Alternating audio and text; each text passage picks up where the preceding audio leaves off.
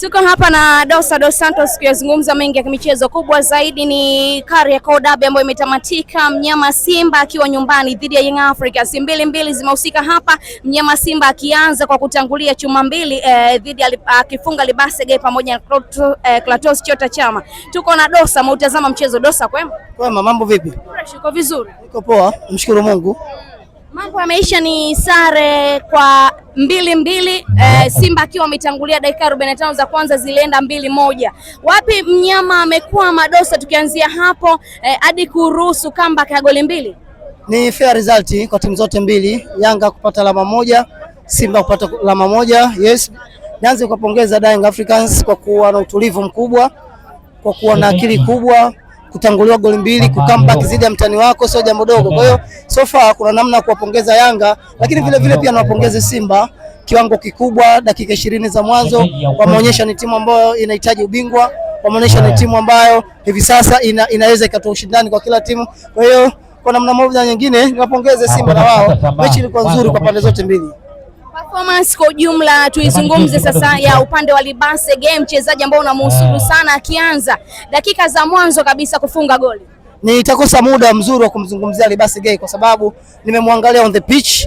Nahitaji kufanya reply, nataka kuangalia highlight zote ambazo zimetokea ndani dakika 90. Baada hapo nitakuja na majibu kamili, lakini nao itosha tu kusema Libase Gay nimpongeze kwa kufunga goli, na ni goli lake la kwanza zidi ya Derby, na ni historia kwake, na vile vile pia itamuongezea hali ya kujiamini, hali ya kupambana, na vile vile pia itamuongezea hali ya kuwa bora zaidi kuelekea michezo ambayo. Kwa hiyo hakuna zaidi ya kusema nampongeza Libase kwa kutangulia mguu mosi kwenye mechi za Derby kama hizi.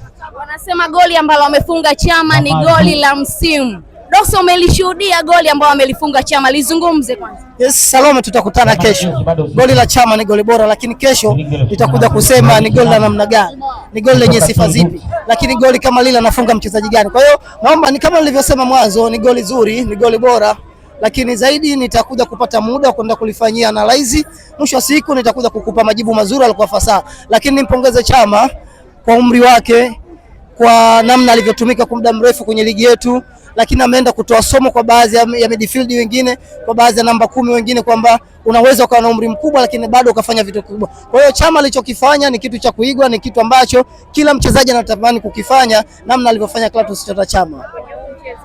Matokeo haya yamemnufaisha nani kwa upande wako ukitazama? Kila mmoja ameondoka na alama moja moja. Nafasi ya Simba unaionaje, Dosa?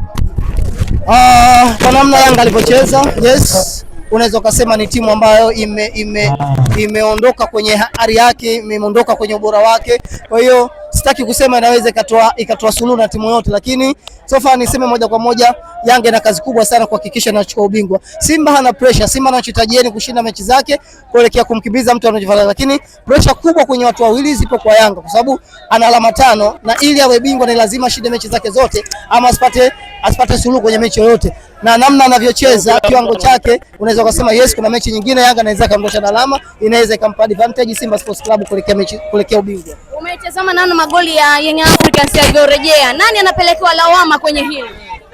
Yes, unaweza kumlaumu goalkeeper wa Simba Sports Club. Unaona mpira wa kona ameshindwa kucheza ipasavyo, lakini ndio football. Football ni mchezo wa makosa. Unapofanya makosa mwenzako anatumia makosa yake na kuadhibu.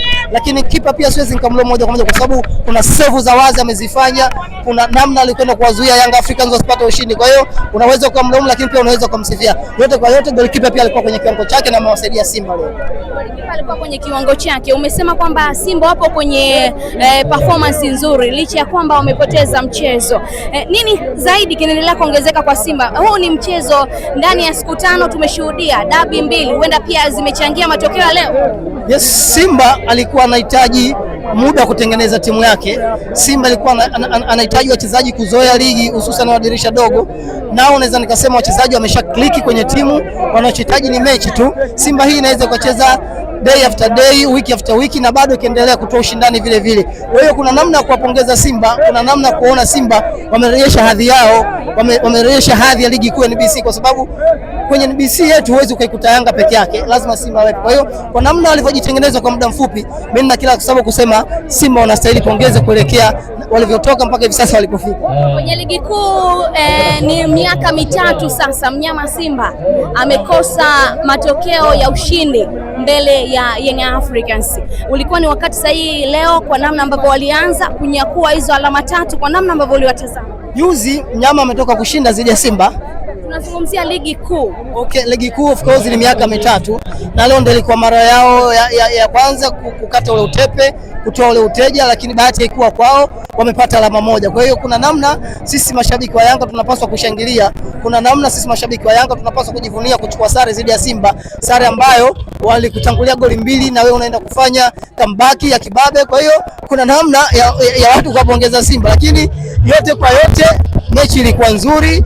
Ni wapongeze pia waamuzi, walikuwa fair kabisa kwenye maamuzi yao. Kuna tukio ambalo lilikuwa ni penalty, naomba Salome kesho tutakuja kulitangazia zaidi, nenda kufanya analysis. Asante. Nikushukuru sana.